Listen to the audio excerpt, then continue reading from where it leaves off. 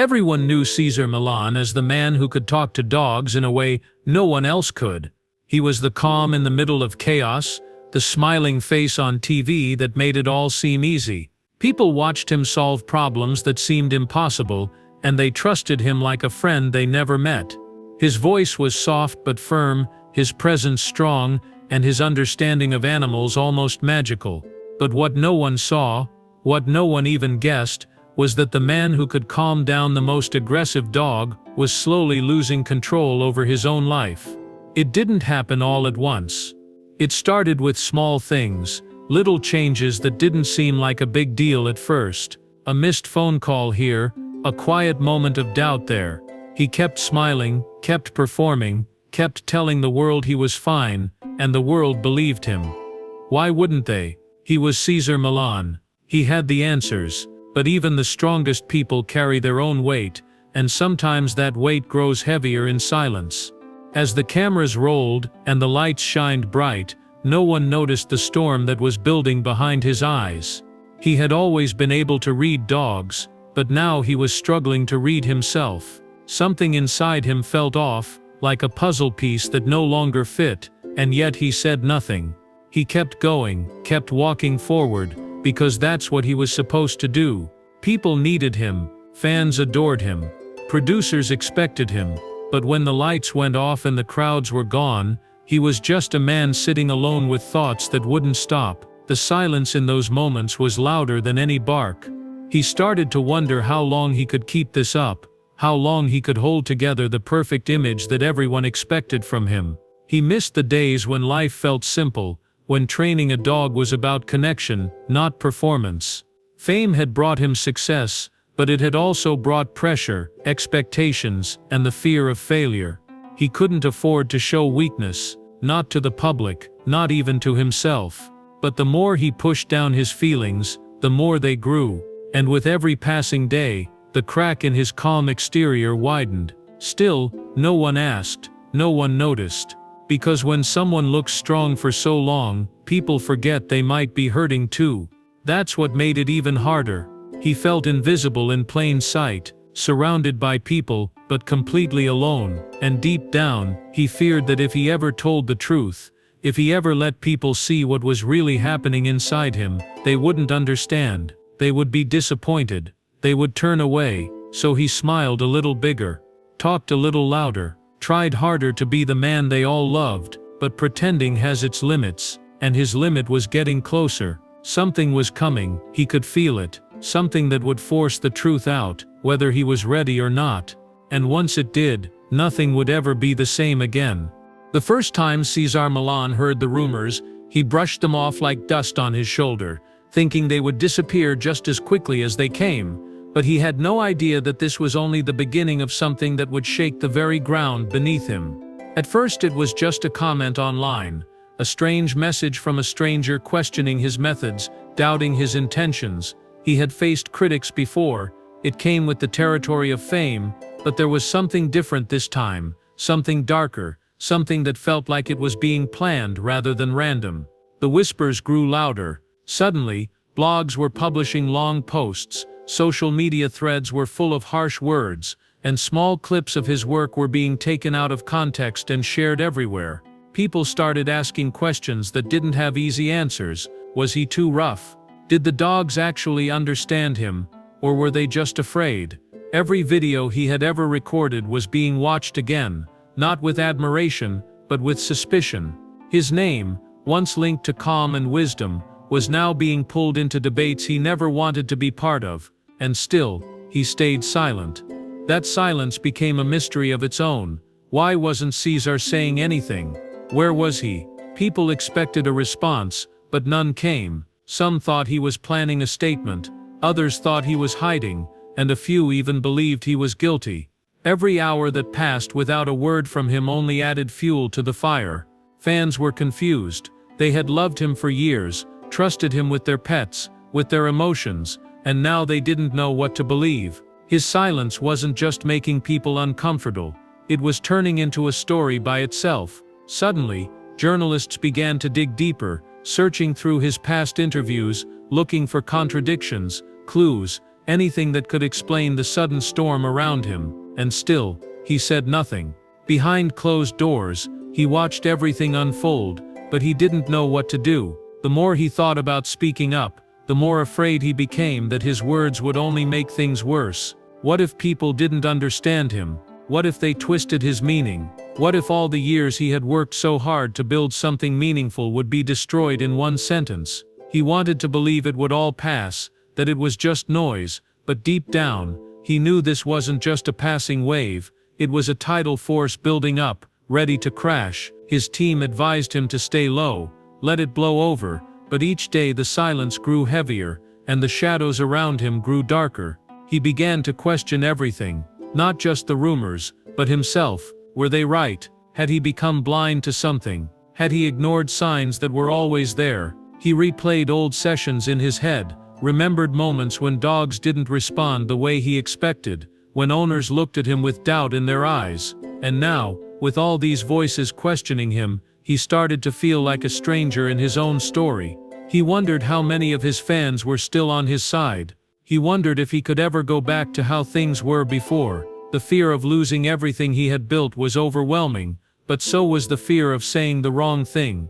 He had always been the expert, the guide, the one people came to when things fell apart. Now his own world was falling apart, and there was no one to guide him. And still, he stayed quiet. Maybe he was hoping that if he waited long enough, the world would move on to someone else, some new story, some fresh scandal. But every time he checked, his name was still there, still being talked about, still being doubted. The weight of it began to change him. He didn't smile as easily. He avoided interviews. He even stopped posting online. Friends noticed, family noticed. But he didn't know how to explain what it felt like to be questioned not just as a professional, but as a person. These weren't just attacks on his work, they were attacks on his heart, on everything he believed in. He had always thought that as long as he loved what he did, as long as he stayed true to his mission, everything else would fall into place. But now, he wasn't so sure. The silence he once believed would protect him had become a prison, and outside, the world was waiting, not just for an answer, but for the truth. Whatever that truth was, it was growing heavier with every passing day. It was during one of the quietest nights that Cesar Millan finally realized he couldn't hide anymore, not from the noise outside, and not from the storm inside him, because even though the world didn't have all the facts, and even though much of what was being said felt unfair or twisted, there was one truth he couldn't deny. He was tired, deeply tired, not just in his body but in his soul. He sat alone in a room that once brought him comfort, surrounded by awards, photos, and memories of a time when things felt simpler, when he was just a man with a dream and a deep love for animals, not a public figure caught in a storm of opinions and judgments. He stared at the television as it showed a segment about him, a panel of strangers discussing his legacy like it was some mystery they had to solve, and the words they used felt like small knives, slicing into the image of the person he had worked so hard to be. He didn't cry, but something inside him broke a little more that night. He thought back to his childhood, to the boy who crossed the border with nothing but hope, who believed that in America, anything was possible, and he wondered if that boy would even recognize the man he had become. The world had changed, yes, but he had changed too, and not all of it was for the better. Somewhere along the way, the joy had started to fade, replaced by expectations, pressure, and the unspoken rule that he always had to be perfect. But no one is perfect. He thought about the dogs he had helped over the years, the ones people had given up on, the ones everyone thought were broken, and how he had always believed that no dog was beyond help. But now, he was starting to wonder if he had forgotten to show that same belief in himself. The silence was no longer working, and the longer he waited, the more powerful the stories against him became. The media didn't want his silence, they wanted a reaction, a response, anything they could use to either confirm the image of a fallen hero, or fuel the fire of redemption. And somewhere in the middle of all that pressure, Cesar began to feel like he was standing at a crossroads. If he spoke out, there was no going back, but if he stayed silent, he risked becoming a ghost in his own story. He started writing late at night, not for the public, but for himself, trying to remember what it all meant, why he had started, what he had lost, and what he still had left. His words were messy, full of doubt, emotion and pain, but they were real, and for the first time in a long time, he felt like he was being honest, not just with the world, but with himself. The idea of telling the truth scared him, not because he had something terrible to hide, but because truth is unpredictable, and once it's out there, it can't be controlled. But maybe that was the point. Maybe the only way forward was through the very thing he had been avoiding. He began meeting with people he trusted, quietly, away from cameras, sharing pieces of what he had been feeling, listening more than speaking, and trying to make sense of how everything had spiraled so far. Some of those people encouraged him to fight back publicly, to make a bold statement, to remind everyone who he was, but others, the ones who really knew him, told him something different. They told him to be human, to speak not from pride, but from truth, and that idea stayed with him. The world didn't need another performance from him. They needed to see the man behind the calm, the man who had struggled, doubted, failed, and still kept going. Slowly he began to plan what he would say, not as a defense, but as a story. His story. The good, the bad, the painful and the real. He knew that not everyone would believe him, and he accepted that. But at least they would finally hear him, not the version the media had created, not the figure on a screen, but the real Cesar Millan, who had once been nothing but a dreamer walking across the desert, who had loved and lost, who had built something beautiful and then watched it begin to fall apart. That man had a voice, and he was ready to use it. But even as he prepared to speak, a part of him wondered, would the world listen, and if they did, would they care? He didn't know, but for the first time in a long time, he was ready to find out. The day Cesar Millan finally decided to speak felt different from any other day. Not because the world had stopped judging him, but because he had stopped running from his own voice. And as he stood in front of the quiet camera, alone in a room filled with soft light and quiet air, there was a strange calm in his heart. The kind of calm that only comes when you have nothing left to hide and everything to lose, and yet, somehow, you feel ready anyway. He didn't prepare a long speech or hire someone to write words for him. He just looked into the lens and started talking, not to defend himself, not to blame anyone, but to tell his truth, piece by piece, as gently and honestly as he could. He talked about where he came from, how he had nothing when he arrived in the US, how he slept in parks and washed dogs just to eat, and how his love for animals wasn't something he learned, it was something that had always been there, something that had always been there, something that had always been there, something that felt like a gift from life itself. He shared how he built his career one step at a time, not to become famous, but to give dogs a second chance, and how along the way, the spotlight found him before he was ready. He admitted he made mistakes, that there were moments he could have been better, more patient, more thoughtful, but that none of those moments came from cruelty, only from a deep desire to help in the way he knew how. He spoke slowly, and sometimes his voice broke, not from fear, but from memory, because some of those memories were heavy, and some of them still hurt. He explained how the pressure to always be perfect in front of the camera made him forget that showing weakness wasn't failure, it was human. And then he talked about the silence, why he waited, why he didn't speak sooner. It wasn't because he didn't care, it was because he was afraid, because when the world starts shouting at you, your own thoughts become hard to hear, and every word feels like a risk. He told his fans that he missed them, that he had read their messages, the kind ones and the painful ones, and that every single one made him feel more connected than ever before, not as a TV figure, but as a real man trying to do his best.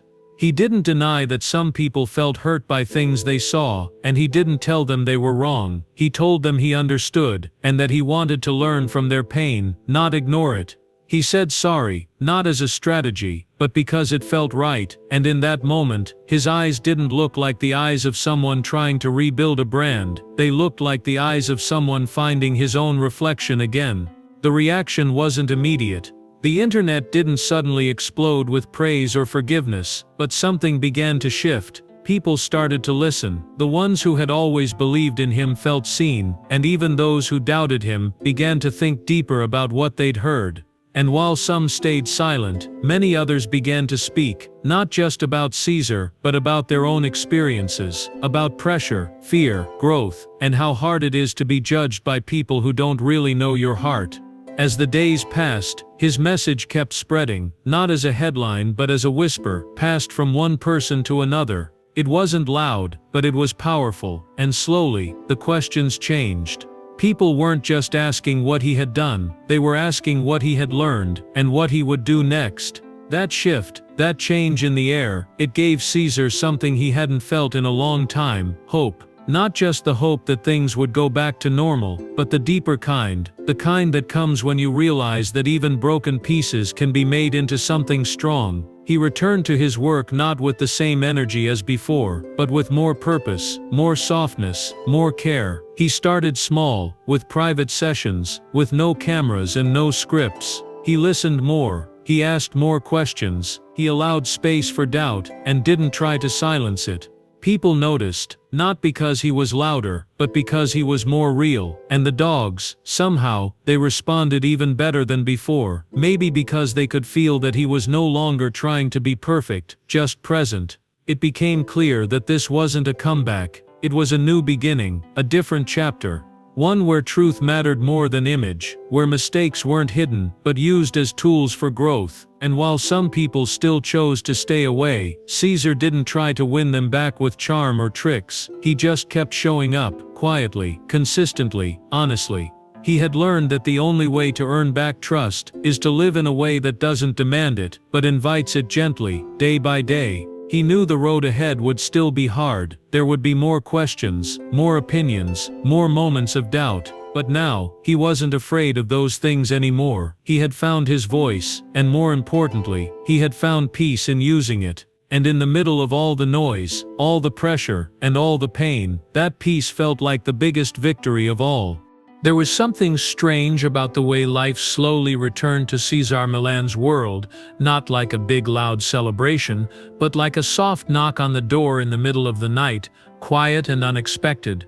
And the more he opened himself to it, the more he realized that things would never go back to how they were, and maybe that was a good thing. He started noticing little changes first, like the way people looked at him differently now, not like a celebrity or a man with all the answers, but like someone who had been through something real and had the courage to come back stronger. There were still people who whispered behind his back or sent cold messages online, and sometimes their words stayed in his mind longer than he wanted, but he had also started learning how to let go of what he couldn't control. He found healing in the quiet moments, in the walks with his dogs where no one was watching, where the air felt lighter and the only sound was paws against the ground. And while the world still had questions, Cesar now had answers, not the kind written in press statements or filtered through managers, but the kind that came from deep inside, from nights spent thinking about everything he had lost, everything he had learned, and everything he still wanted to become. His work started taking on a new shape.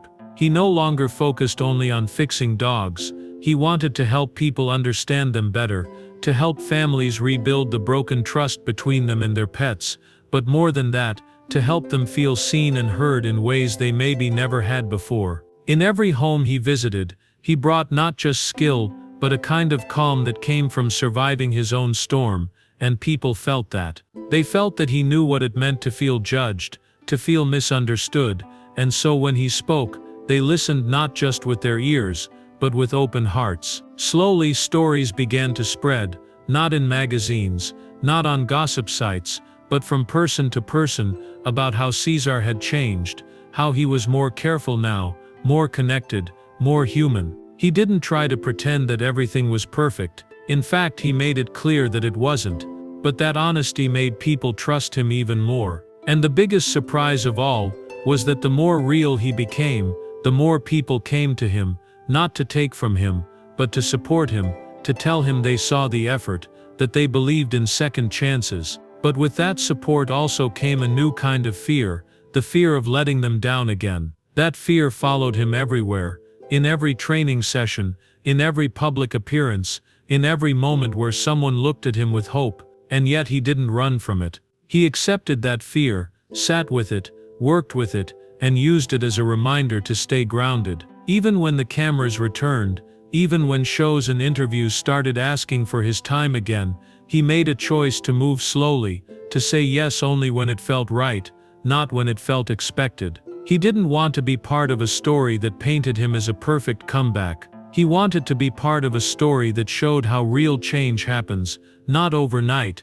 not through fame, but through consistent action. Behind the scenes, he also started helping others who were going through their own hard moments, not for attention, but because he knew how lonely it felt, how heavy silence could become. He spoke to young trainers, to people dealing with loss, to those who felt like their mistakes had destroyed their future, and he told them that they weren't alone, that falling doesn't end the story if you choose to get up again. There were days when it felt hard, days when the past tried to creep back in and remind him of everything he had been accused of the moments he wished he could erase, but instead of pushing those memories away, he faced them. He allowed himself to feel the pain, to learn from it, and in doing so, he found a kind of strength that didn't come from being fearless, it came from being brave enough to keep walking even with fear in his heart. And as time passed, something else began to happen. The same media that once rushed to tear him down,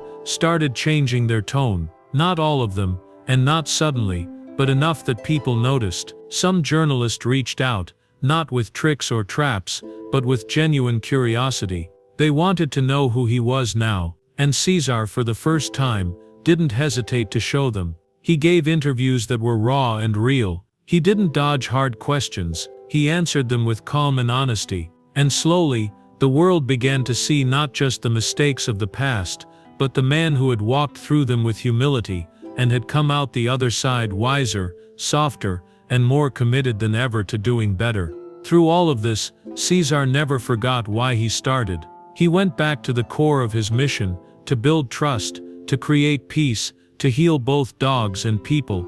And the more he focused on that, the more everything else began to feel clearer. He wasn't trying to be perfect anymore. He was trying to be true. And in that truth, he discovered a new kind of success, one not measured by fame or fortune, but by impact, by connection, by quiet moments that mattered. In every hug from a family who finally understood their pet, in every letter from someone who found comfort in his journey, in every silent thank you from a dog whose life had been saved, Cesar found proof that redemption is not just possible, it's powerful. And even though the road was still long, even though there were still shadows in his past, he knew he was walking toward light, step by honest step. Cesar Millan had always believed that everything in life happens for a reason, but as he stood quietly one evening, looking out at the sun setting behind the trees near his ranch, he couldn't help but wonder if the pain he had gone through had truly been worth the lessons it brought, because even though he had made it through the worst of the storm, the emotional weight never really left, it just shifted. People saw him smiling again, doing shows again, helping dogs again, but they didn't always see the moments when he sat alone in silence, thinking about how one mistake, one moment, one story could turn a lifetime of good into a question mark. The fear that it might all happen again never really left him, and yet he kept moving forward, trying to live a life not ruled by fear but by purpose, and that purpose was beginning to show itself in deeper ways than he ever expected. His connection to the animals grew stronger, almost like they could sense the change in him, like they knew he understood pain, loneliness, guilt, and the struggle to heal. Dogs that once showed no signs of trust started opening up to him quicker than before, as if his own emotional scars made them feel safe, and that realization filled him with a new kind of peace. He stopped worrying so much about fame, and instead focused on depth. He wanted his work to touch hearts, not just screens. He began quietly visiting shelters that others had forgotten, working with dogs that others had given up on, and while there were no cameras there, those moments meant more to him than any TV show ever could. Every now and then, he would get a letter, sometimes from someone he'd never met, thanking him for his story, telling him how they had made mistakes too, how they had felt broken, and how seeing him rise gave them hope. And in those letters, he found something he hadn't felt in a long time, a quiet kind of love that didn't come with applause but came from understanding. But just when things began to feel steady, life tested him again. There were whispers online about another controversy, questions rising not because he had done something wrong this time, but because the world had gotten used to tearing people down and didn't know what to do when someone actually changed. Cesar could feel the pressure returning, the eyes watching, the headlines slowly creeping back, not with facts but with doubts, and in those moments, he had a choice: hide, defend, or trust the truth he was living. He chose to trust. He told himself that this time he wouldn't react in fear. He would let his actions speak. He stayed focused on his mission, on the lives he was changing, on the people who still believed in him. And little by little, the noise started fading, not because it disappeared, but because Cesar no longer gave it power. What mattered more was the little boy in a small town who had once dreamed of working with animals, and the man he had become who refused to let that boy's dream be stolen. In time, even the doubters began to quiet down, not because they suddenly approved, but because they realized that he wasn't chasing approval anymore. He was simply living his truth. Behind the scenes, Cesar started mentoring a new generation of trainers, teaching them not just about dog behavior, but about integrity, responsibility, and the deep emotional bond that exists between humans and animals. He told them that success isn't just about fixing dogs, it's about healing hearts, including your own. The more he gave, the more he grew, and the more he grew, the more he realized that the real gift in his journey wasn't the comeback, it was the awakening. The realization that falling down doesn't destroy you, it reveals who you truly are. And Cesar, through all the pain, had discovered a stronger, kinder version of himself. One who knew that life will always bring storms, but who also knew how to stand tall in the rain. He didn't need the world to cheer for him anymore. He just needed to keep showing up, every day, doing the work, helping those who couldn't speak for themselves, and quietly rewriting his story. Not with big announcements or loud victories, but with small, honest steps. Each day became a promise to himself that he wouldn't let the past define his future. And as the sun dipped lower that evening, painting the sky in colors too beautiful to describe, Cesar took a deep breath, closed his eyes, and let the peace settle in his chest. He knew the journey wasn't over. He knew more challenges would come. But for the first time in a long time, he felt ready, not perfect, not fearless, but ready. And sometimes that's all a person needs to begin again.